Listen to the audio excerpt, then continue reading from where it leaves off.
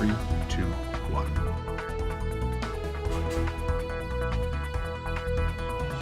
And if we fail, Representative Ben McAdams and Republican nominee Burgess Owens face off in Utah's 4th congressional debate.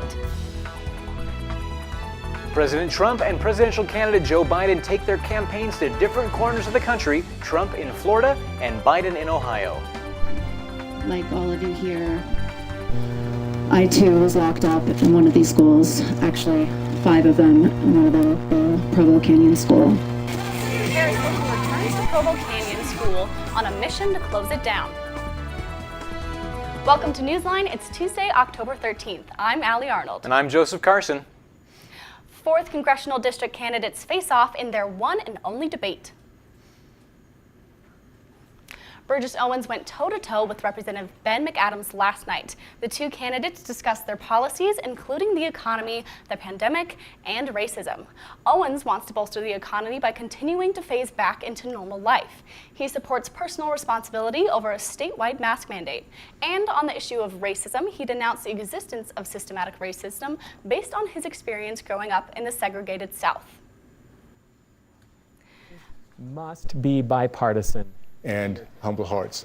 McAdams supports making bipartisan decisions and building bridges of unity amidst conflict between Democrats and Republicans. He is a COVID survivor and believes that Washington and Congress have failed us. He supports a statewide mask mandate and a compromise between parties for a stimulus package. When asked about the issue of racism, McAdams quotes Russell M. Nelson and stands with his call to end racism. He states a lot has been done, but there is much more to do. In regards to health care, McAdams supports part of the Affordable Care Act. Slavery is still legal according to the Utah Constitution, but Amendment C on the state ballot would finally change that. The Constitution currently says slavery and involuntary servitude can be punishment for someone convicted of a crime. This wording has been in Utah's Constitution since before its statehood in 1895. Amendment C will be on the ballot for all Utahns to vote on. If passed, it would remove slavery from the state constitution. The presidential candidates are campaigning in different states. Former Vice President Biden is Ohio, and President Trump is in Florida after recovering from COVID-19. My people, we are going to take whatever the hell they gave me and we're going to distribute it around to hospitals and everyone's going to have the same damn thing.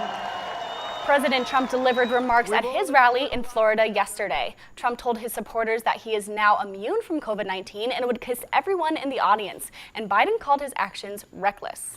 I'll walk in there, I'll kiss everyone in that audience. Reckless personal conduct since his diagnosis as well has been unconscionable. While Trump is trying to sway voters in the Sunshine State, former Vice President Joe Biden is wooing voters in the Buckeye State. While in Ohio, Biden says he will work hard for both Democrats and Republicans. Biden's campaign is focusing on winning the states that Trump won last election. Utahns wishing to vote next month must be registered by October 23rd. You can register by mail, in person, or online. Anyone living outside their home state may request a mail ballot be sent to their current address. For more information, you can go to voter.utah.gov or contact your county clerk's office. Utah Senator Mike Lee is under fire for taking off his mask during the confirmation hearing of Amy Coney Barrett. Lee was diagnosed with COVID-19 less than 2 weeks before the hearing. He took off his mask for several minutes before giving his opening statement, but Lee says he has made a full recovery. You're not a policymaker, you're a judge. That's what we're here to discuss. Lee was diagnosed on October 2nd, exactly 10 days before the hearing. His doctor gave him the all clear, saying he is no longer contagious and has followed CDC guidelines. Lee did put his mask back on after his opening statement. There are more than 86,000 COVID cases in the state of Utah as of today. More than 922,000 people have been tested, and more than 1.2 million tests have been reported. 522 people have died from the virus, and 4,300 people have been hospitalized since the pandemic began. Additionally, the Harvard Global Health Institute released a study saying that 13 states should have stay-at-home orders. Utah is among them. Governor Herbert is expected to announce his plans on the COVID-19 restriction level in Salt Lake City today. In about an hour and a half, he will hold a press conference and is expected to address the request by the Salt Lake City mayor to move back to the orange phase. We'll have an update on this story tomorrow on NewsLine. The Unified Police Department has made an arrest in a decade-old cold case. The 29-year-old Adam Durborough was arrested in his home in Orem for the murder of Sherry Black. The 64-year-old was found beaten and stabbed to death at the bookstore she owned in Salt Lake on November 5, 2010. Salt Lake police issued an investigation, but without finding a motive or any signs of robbery, the case went cold. The UPD cold case unit was called in 2018, and when they collaborated with Salt Lake police, they were able to finally make the arrest. A drone finds a body that is believed to be a hiker who went missing on September 30th in Payson Canyon. The Utah County Sheriff believes the body belongs to 48-year-old Craig Nielsen. Police say they sent out airplanes and helicopters, but the drone was the only thing that was able to find the body. Police do not believe foul play was involved. They think he died of a medical emergency.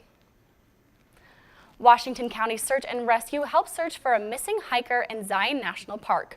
38-year-old Holly Suzanne Courtier was dropped off by a private shuttle bus at the Grotto parking area within Zion's National Park on October 6th around 1:30 p.m.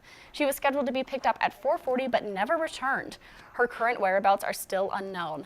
Anyone with any information is asked to call 888-653-009.